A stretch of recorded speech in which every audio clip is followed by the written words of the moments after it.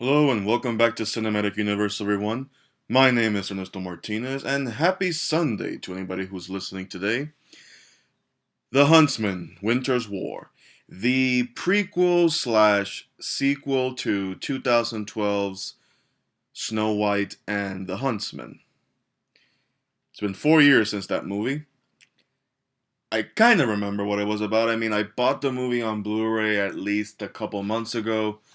I was going to watch it again before the movie came out, but work gets in the way and there's almost never enough time, so I just winged it, went for it. I mean, I assumed that this was going to just be a prequel where it shows how Chris Hemsworth became the Huntsman, etc., etc. But we'll get to that in a moment. We have The Huntsman Winter's War, came out this weekend. Directed by Cedric Nicolas-Troyan, starring Chris Hemsworth as the Huntsman. His first name is Eric, for those who forgot. We have Charlize Theron coming back as Ravana. We have Jessica Chastain as Lady Huntsman Sarah. We also have Emily Blunt as the Ice Queen Freya. And we have a pretty entertaining supporting cast with Nick Frost as Dwarf Number 1 Nyan, Rob Brydon as Dwarf Number 2 Griff, Sheridan Smith and Alexandra Roach as Mrs. Browning, and Doriana, other very hilarious looking dwarves. I can at least give credit to this movie that they still acknowledge the fact that they live in a fantastical world. If you remember Snow White and the Huntsman, it actually showed, those situations in the world when they're going through the forest, that there are giant trolls, that there are forests that kind of remind you of Studio Ghibli's kind of world building and stuff like that. But just like that movie, they only just have them as trinkets in the background. And they don't really focus on them, and they don't really give that much visual focus on them. I mean, they look alright design wise, but they're just there to look pretty and just to, make sure that you as the audience remember that, oh yeah, this movie is still set in the same universe because they have, weird looking fairy creatures running around, animals that look like they are walking and stuck to the elements. Like you have a snake on one hand who looks like his entire body is covered in moss. Then you have a turtle that you could confuse with a giant boulder, etc. Stuff like that. So, what I think of this movie? I thought it was okay. I don't think it was that good, but I was entertained. I mean, this movie could have been a completely different viewing experience without the cast that is Chris Hemsworth, Theron, Chastain, and Blunt. And man, am I all about the Blunt. But, the problem with this movie, first I'll point to its marketing. The way that I took how they were selling the movie was that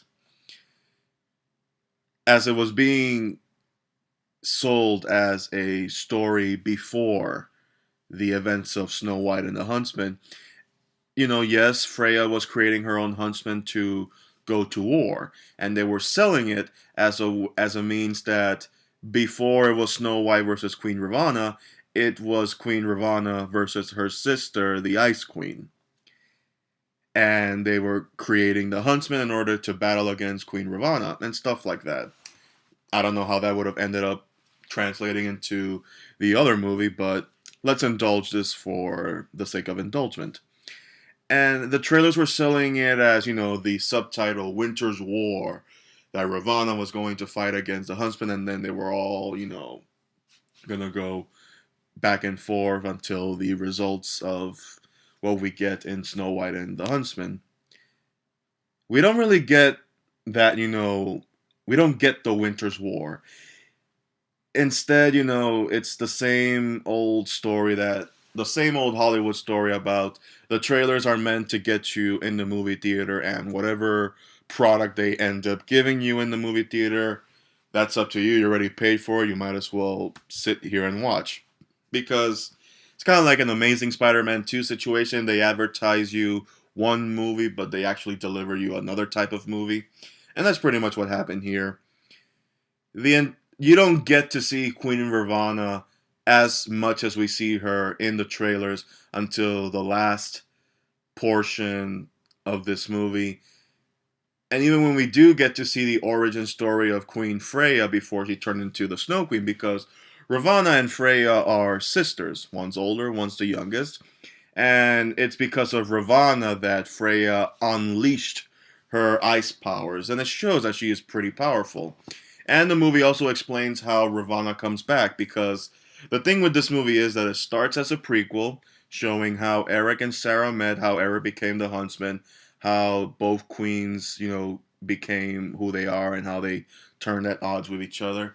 And then it jumps into continuity with Snow White and the Huntsman after the first, I believe, 15 or 20 minutes when the title credits say 7 years later, which I believe is also the 4 years later after what we happened here with the first movie. So yeah, that kind of felt a little weird and I wasn't exactly expecting it, but again, I was still along for the ride. When you have a cast with Hemsworth, Chastain, Theron, and Blunt, it's really hard not to say no. And for the most part, the cast is fantastic. Hemsworth and Chastain have great chemistry with each other. I believe these two when they're acting opposite each other. The small amount of performance between Ravana and Freya, aka Blunt and Theron, I felt that these two very powerhouse acting women were stupendous. They looked great in their costume, visually striking, gorgeous pair of women. And at the same time, we also have a very funny supporting cast. We have Nick Frost as a dwarf, which I'll give credit to this movie. They managed to make the visuals look great for Nick Frost as a dwarf, because we know he's not midget size either. I don't know about the other cast members, but if they were able to make them look like little people, then by God, they made them look just like the Lord of the Rings type of visual effects, where to this day it's still believable that Frodo is a very small person and Gandalf is a giant in comparison. And they pretty much offer most of the comedic portion of the movie. And Hemsworth and Chastain also deliver the jokes as well, because Hemsworth has that thing that not only is he a very handsome looking man, he also has that old Hollywood charisma to him when he's either on screen or off screen. So that's also working for him. So as far as the actors are concerned, they did their part brilliantly and they made whatever work they were trying to bring to life, they made it work. Visually, I believe the movie chose to focus more on Ravana and Freya with their abilities and the cinematography on them and how their costume look and stuff like that. Other parts of the movie, you can tell that it was computer generated. There's a scene where Queen Freya is riding a giant polar bear, which I don't know where she got that polar bear, but she is riding that polar bear. And, you know, it's there, but it's computer generated. It's like that. At least when Tilda Swinton was riding a polar bear in The Lion, the Witch, and the Wardrobe, it was a little more believable, and those bears actually were on screen more. But yeah, the whole idea of Winter's War, yeah, that never really comes to fruition. Yes, there are battles that happen off screen, but they have nothing to do with what the synopsis is trying to sell you. A war between rival queen sisters, Ravana and Freya. Yeah, that doesn't happen. That only happens in the last few minutes when Freya discovers how she unlocked her powers and why Freya is the way she is. In the movie, Freya just doesn't want her children, as she calls them, the Huntsman, to fall in love, because love is the root of all evil and sin and the reason why everybody is unhappy. And that's basic fairy telling and stuff like that. But again, the synopsis does not match the execution of the movie. So really, what you're watching is just the story of the Huntsman and barely any Winter's War, just a small little battle that wouldn't be considered a war.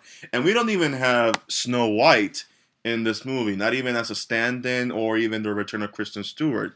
And we all know what happened after the Snow White and the Huntsman movie came out, that Kristen Stewart had an affair with the director behind the scenes and stuff like that, and how Universal was not going to work with her and they were going to move forward with a movie titled The Huntsman.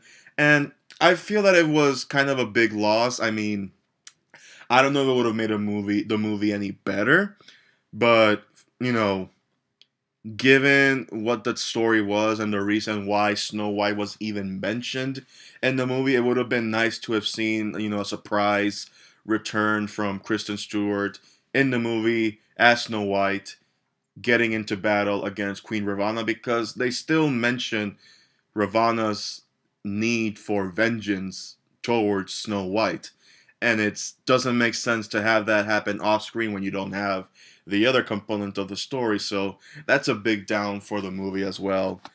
And yeah, I mean, the way I can recommend this movie is two ways. One, rent it. It's not a movie that you need to see in the movie theater. You can wait the next 4 months to see it on Netflix or on HBO or on Redbox, whatever you want to do.